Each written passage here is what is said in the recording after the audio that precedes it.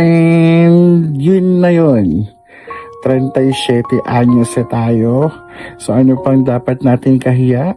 Let me share you my life, my journey, my kwento, my stories, my happiness, my sadness, and of course, the reality. This is RJ at the office. It's me, Rebel. Pinatatawag ka sa office ni RJ. Halika na! May kwentuhan, may tawanan, ang siguradong may good vibes. Welcome sa RJ at the office! Hi mga forever! Today is another day and it's another video, pero wala tayo sa isang event. Kundi andito tayo on my office at tatawagin natin tong RJ at the office. So yun na nga mga ka-podcast. Tama ba ka-podcast o forever pa rin? Pero mas gusto kong ka-forever, no? So mga ka-forever, for today's video, gagawa tayo ng isang meaningful na usapan together with my Nakshi Lady L. Hi! Ayan. So, iba naman tayo mga momshi, mga popshi, mga nakshi, mga ka-forever. For today, mag-uusap tayo for a certain topic na medyo closer to my life. Actually, for today video, hindi tayo, it's not all about weddings, events. What we're gonna do is we're gonna talk about my life. So, ang pag-uusapan natin ngayong araw na to is kung paano ba ako nabuhay bilang isang nag-iisang anak. Or ang tinatawag nating only child sa pamilya. So, I was born as an only child. Pero yung nakatawan ko na actually naging double. Habang lumalaki tayo, naging double tayo, di ba? So, yun. So, Nakshi, are you ready for this conversation? Yes, na I'm always ready. And I Alright. will always be with you. Perfect! So anyways, ano ba nga yung neto, Nay? Bakit mo to naisipan na gawin? Ang one main reason is yun nga, syempre nag-start na tayo into vlogging. Tapos parang ina-test ko may mga water kung saan ba talaga tayo papatok or kung ano ba talaga yung pwede natin maibigay sa ating mga viewers to a community na gusto natin i-build. So ngayon, and then also one other reason, parang one reason, ito sa yung other reason, di ba? Then, isa sa mga reason din is way back before 2014 or 15, if I'm not mistaken. Kaming dalawa kasi ng partner ko, which is si Harold, is mahilig kami dun sa mga fortune teller. So you do feng shui ba yun, Nay? Feng shui ba yun? Kinda, but yung mga manguhula, ang tinatawag natin. Yung cards? Yes, cards, Tarot. palad, mga ganong eksena sa buhay. Until now naman gusto namin yun. But we use it as a guide Yes. to what we wanted to be in our life. Parang yun yung naging guide namin ko minsan. Aside from, syempre, the prayers that we have sa nakakataas, di ba? Isa yung sa kino-consider natin. We call it the universe, di ba? Yes, Nay. So noon, yun, to shorten the story, may nanghula sa amin, one good friend of Harold, and then, ang sabi niya is, your voice, or yung pagsasalita ko, may pupuntahan. So ayun yung naging, mo, Nay, driving force Yes. para pumasok sa gantong genre ng genre ba yun? Actually, kasi, na-tested and proven ko yon during the pandemic days. Kasi we started, syempre naglaylo ang events, maraming naging problema, pandemic natin. So wala tayong pagkakakitaan na iba. So we manage yung Shopee Live during that time. And then, yun, it's just my voice yung nasa camera.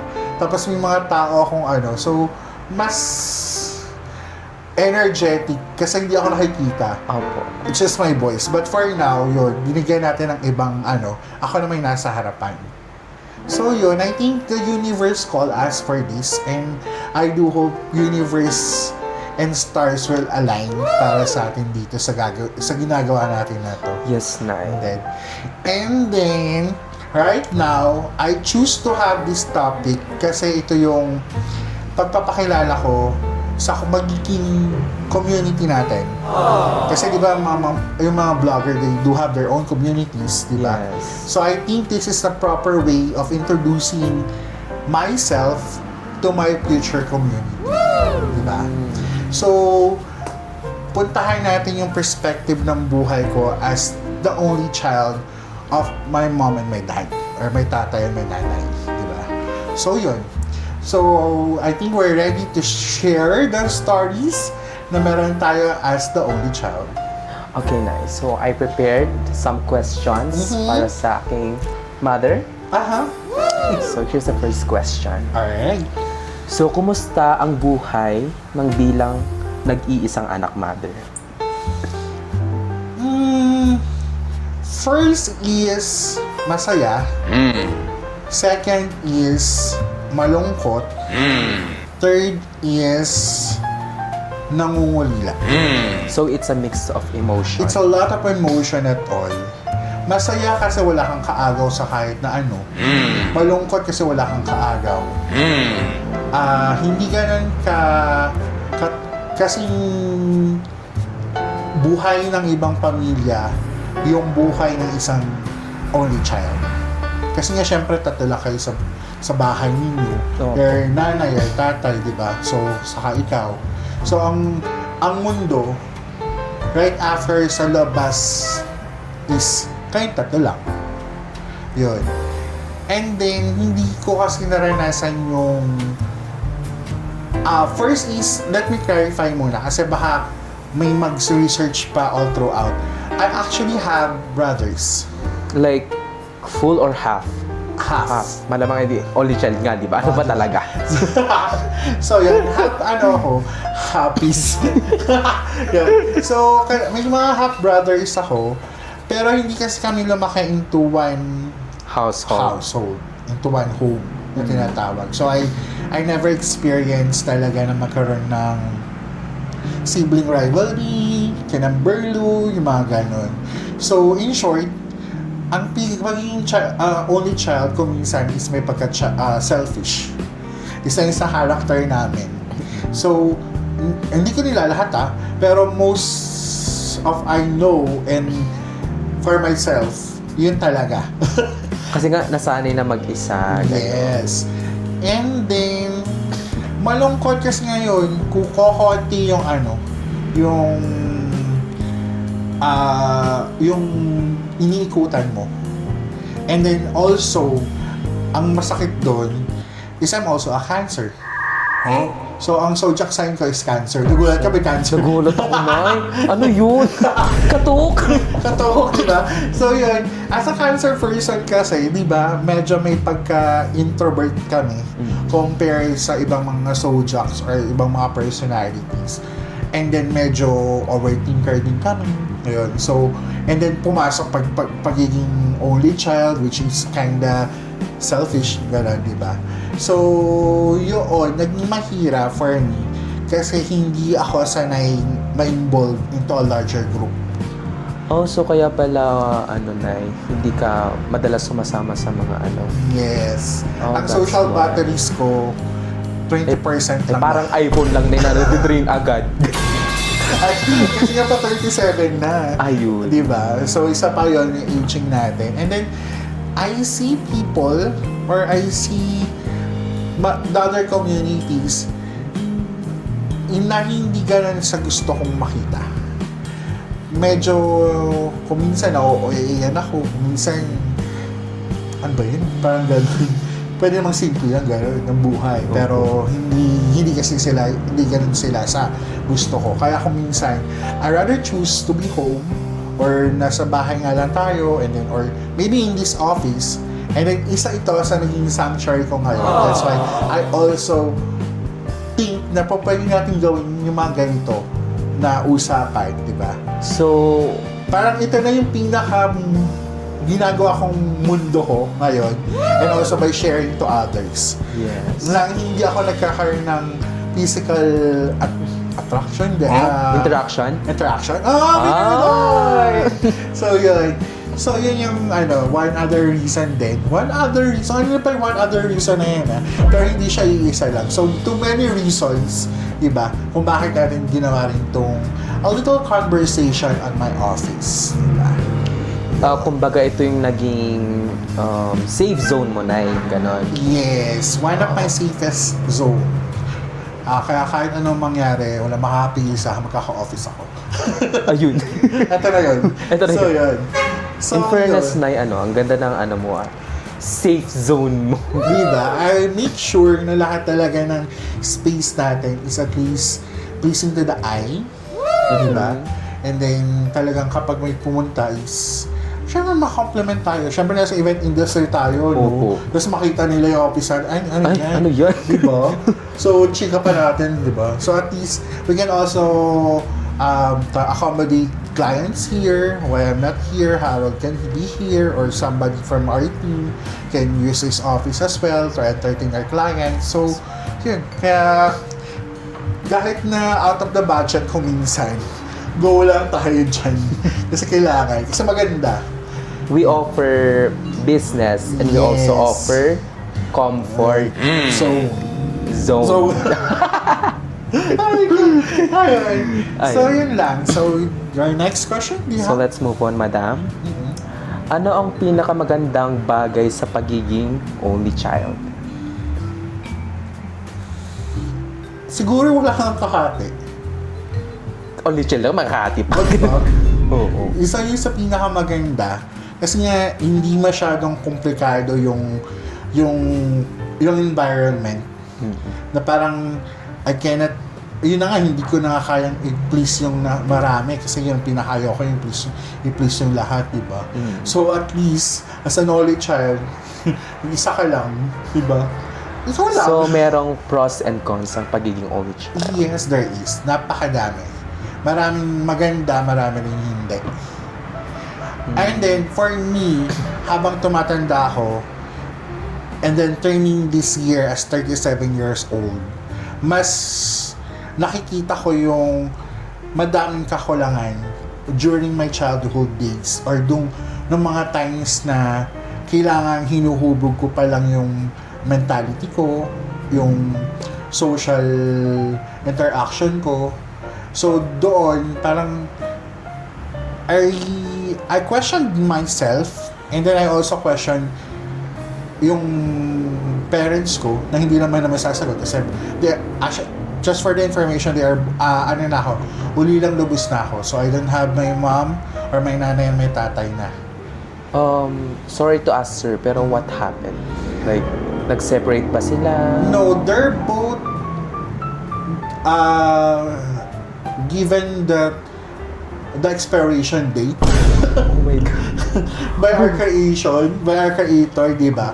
So, yun, natapos na yung journey nila. So, just happened na medyo ilang years lang yung mga pagitan nila.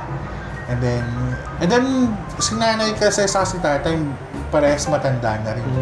So, nanay ko parang around 46 yata siya namatay. And then si tatay is 60. Sorry for your loss, na. That's okay, it's been years. Yun. But isa yun sa magiging topic natin sooner, Yes, abangan nyo, guys. Kung natatapos ba ang grief or natatapos ba ang pagluluksa ng isang anak para sa magulang. So, dun sa mga gusto ko ma-interview dyan, natatago natin sa pangalang Sheila May Gomez at Richmond. They're actually parang December namatay yung mama ni Ma'am Sheila, and then si Richmond is about this year lang. First quarter of the year. That's really Naman sad. siya. So, yun. And then siguro para mas ma-share ko rin sa kanila yung my thoughts and my understanding how to cope up or how to deal on those days na you don't have a choice but to cry by yourself. Those nights nang kasama mo lang isa mga unan mo to cry on. Parang mga ang drama. So, ano ka ba, Nay? So, this yeah. podcast is all about you. So, you have the Yes! Nasa iyo ang corona ngayon. True. Ayun. So, yun. I think I answered your question, yeah? Yes, nice. So, meron akong itatanong. Sige. So, may nabasa ko sa social media na there's no healing daw after your parents died. Ganun. So, totoo ba yun? Actually, yes. Especially as an only child. Kasi nga, ang naging mundo mo lang during those years na magkakasama kayo is kayong tatlo lang. So I think that's one of the saddest part of being the only child in the family. And then, as an introvert person as well. So, isa yun sa pinaka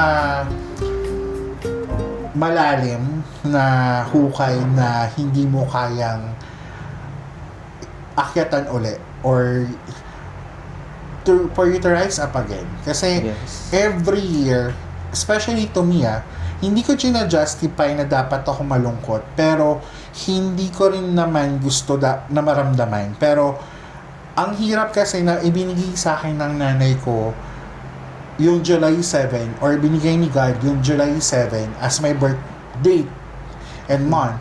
But also God gave me July 6 as a death anniversary of my mother. Oh my goodness. So, hindi ko alam, hindi ko kaya na hindi ko maramdaman na sa tuwing I will celebrate my birthday is also a day before of my birthday is yung kamatayan niya.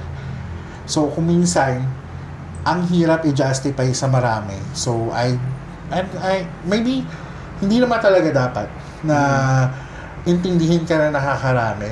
It's up to you how you kung paano i-handle yung sarili mo or paano ka makaka-move on doon. But wala talagang definite year, months, hours, minutes, seconds na masasabi mo na natapos ka na sa pagluluksa mo.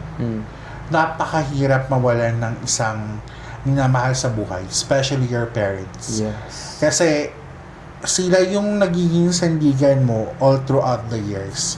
So, despite of all the troubles that our community or our environment is giving to us, pero pag uwi mo, andun ka sa safe zone mo.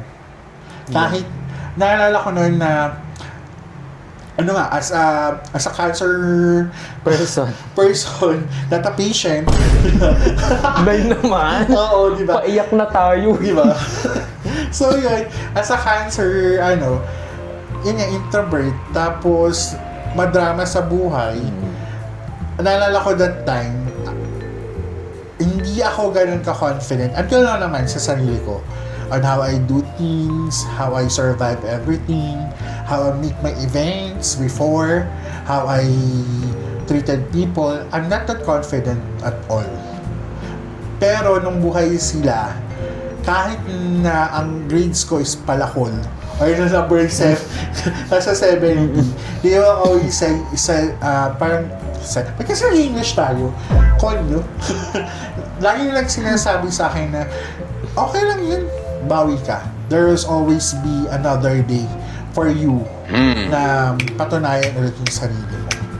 And then, nandito lang sila, ganun. Blah, blah, blah. That's sad. Pero, yun nga, you never had that power to have that for the rest of your life. Yes. Na magsabay-sabay kayong mawala.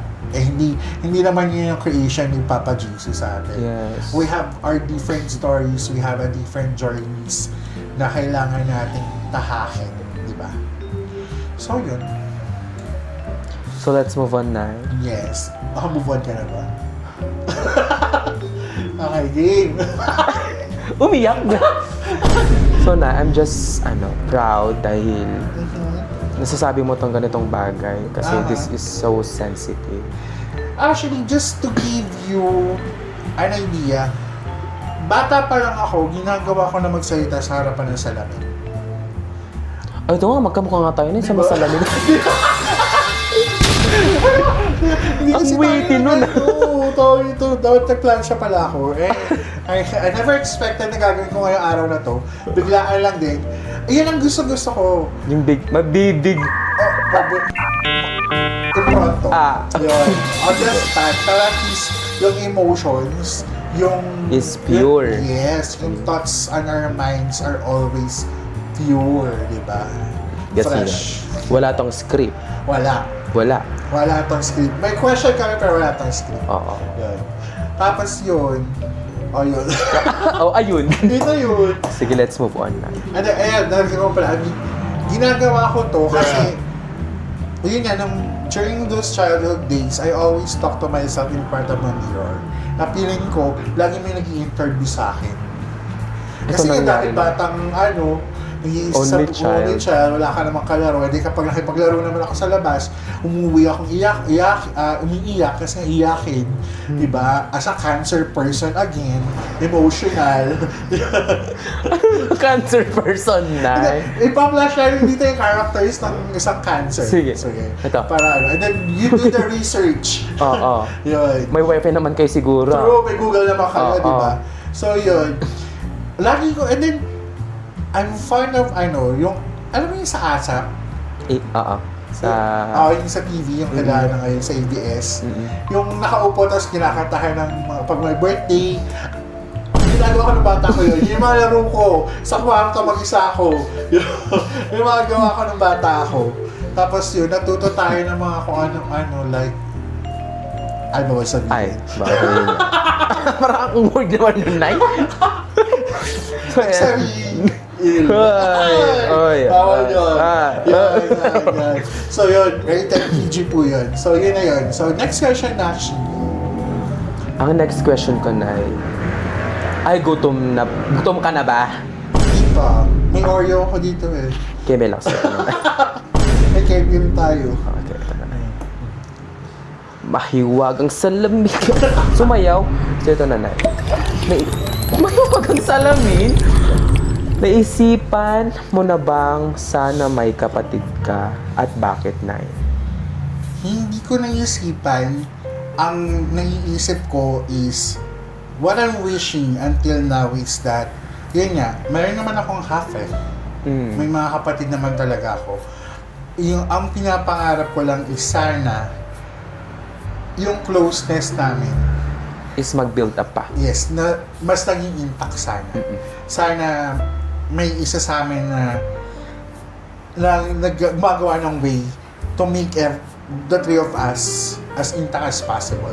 Kasi ngayon, mas na-appreciate ko or mas nangangailangan ako ng yung talagang pamilya. Yung masasabi mo. Although, I'm happy and I'm so much blessed to Harold's family na tinanggap nila ako no matter what my Celtic is. My mental incapacity, Chinamberlu is. So, yun. Masaya ako. Pero, yun nga lang, dumarating yung mga times na you cannot tell everybody what you feel. Yes. And then, hindi mo hawak yung oras ng kahit na sino. Even for your friends, na laging sinasabi sa akin ni Hara na, you can have your friends, your own friends. In this life, ang hirap magkaroon ng totoong kaibigan. Yes, madam. Napakahirap magkaroon ng mapagkakatiwalaan mo lahat ng gusto mong mangyari sa buhay. There will always be an evil eye around. Yes, madam. And then evil tongue, ang pinaka-evil talaga. Yun. Like, akala mo close pala kayo, pero Yes. behind that behind that praise, behind that Yes. smile, behind that love, ganun pala. Ganun pala siya. True. Diba? There's always be a Judas in the community. Judas is my baby. Pwede ba sabihin niya sa vlog? Baka may ano tayo Yung ano na yung word na Judas. Pero pwede naman, may kanta Pwede ka, naman, diba? diba? Yun. So yun. Nasagot ka ba? Tama ba? Yes, na. Ayan. Yun lang din, sana talaga. Actually, I'm making a way right now. Like, a month ago, nagpunta ako ng Tagaytay. I attended yung wedding nung pamangkin ko sa pangalawa namin. So yun, masaya.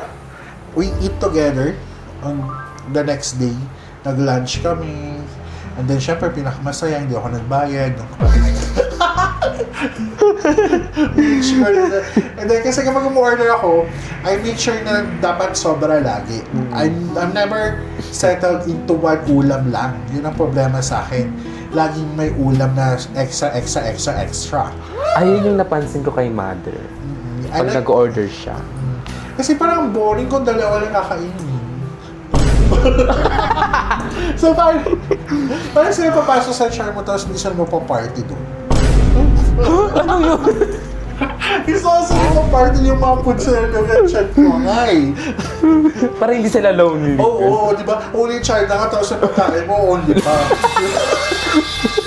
So, kailangan madami para at least bongga na, di ba? Bumawi sa pagkain. Ayun. Alright. And then next. Okay, next na. At hindi pa tayo dyan tatapos. See you again into my next podcast here at RJ at the Office.